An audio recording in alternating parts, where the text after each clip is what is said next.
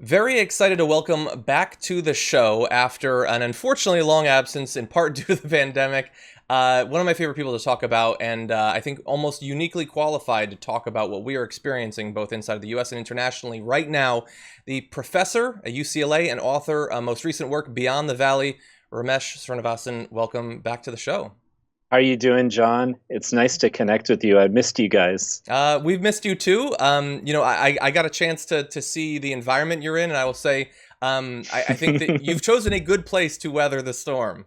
I will say that. I'm trying to shelter in place, but in the midst of nature as much as possible. And there's so much beautiful nature in our state of California Yeah, and around the world. exactly. Yeah, if you can, I highly recommend it.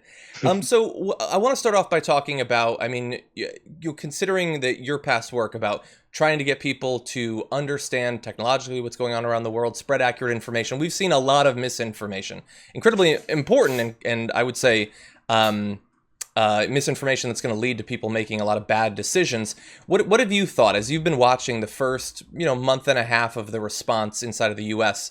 to coronavirus and the ways that different segments of the American population have responded to it? What are some of your thoughts?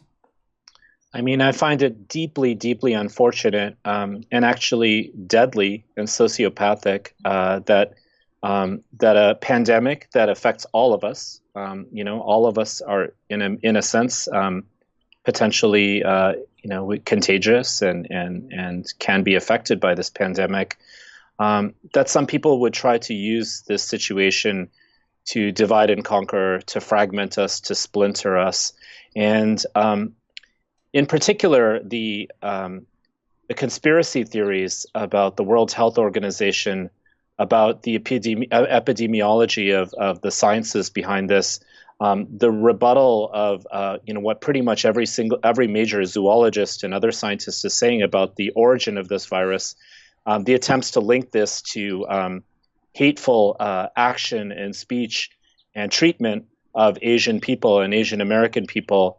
All of that I find deeply, deeply disturbing. And what we see is happening here again and again and again is this neo-fascist populist turn grafted onto the internet, right, John? We've talked about this before.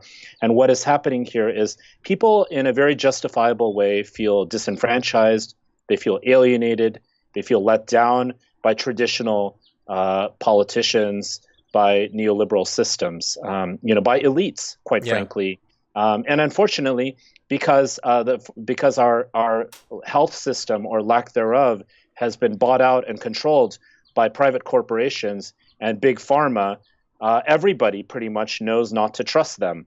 However, what has happened is the baby's been thrown out with the bathwater, and the baby being thrown out with the bathwater means that there's such intense conspiracy theory type material that's out there and going viral. It's going crazy online. Yeah. And the algorithms are facilitating all that it's actually splintering us in very fundamental ways where we can't just trust legitimate public health officials, people like in the CDC and the World Health Organization. So here we have, in this moment of pandemic, an opportunity, as Arundhati Roy has pointed out, for it to be a portal to actually change our dynamics so that we have a peoples-based system of engaging with the internet and a peoples-based system of revolutionizing our medical system and our healthcare system. Yeah. And it's sure as hell is time for us to fight for that. And we need to take opportunity right now to fight in a progressive direction for those causes. I think 100%, and I think that a lot of people's lives are going to depend on how successful we can be.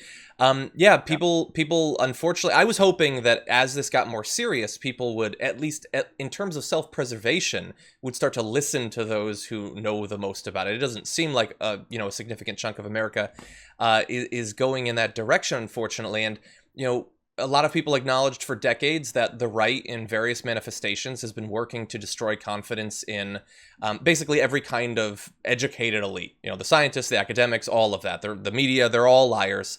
And that has been annoying, distressing in a lot of ways, but it really does seem potentially like apocalyptically fatal in this case. So what can we do? How do we reassure people that they should not be listening to Brian Kemp or to Donald Trump when it comes to coronavirus, that they should be listening to the doctors?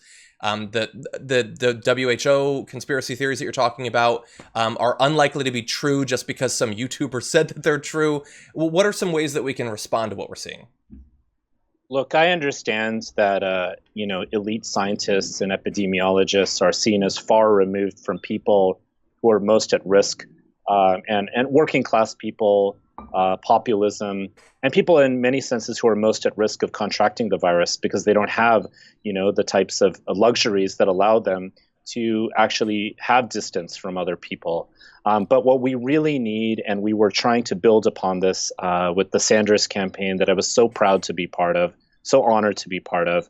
But what we really, really need are people who can activate the masses, in a sense, public communicators, politicians really, who can take up the mantle and say, hey, we understand why you have distrust of hypocritical, liberal, elite institutions. We understand where you're coming from. However, here's some guidance that is going to allow us all to have a healthcare system that really works for everybody, because we should never turn back.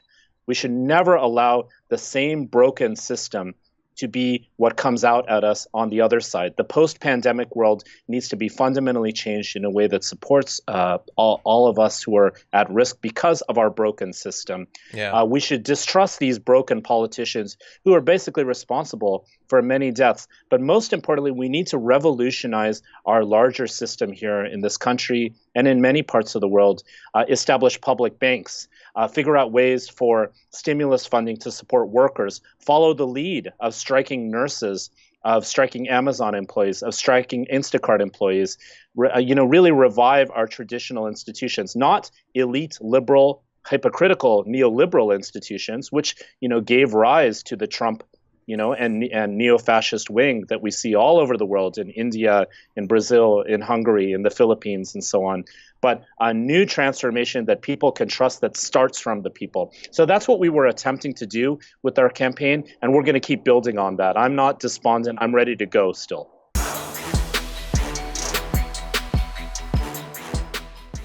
Check out the Damage Report podcast each day, wherever you get your podcasts, whether Pocket Casts or Stitcher or iTunes. You can join me as I give you the news and stories you want, with a range of co-hosts and interview guests jumping in on the fun each day. Again, that's the Damage Report, wherever you get your podcasts. And if you get them at iTunes, don't forget to rate and review. Sometimes I'll read them live on the show.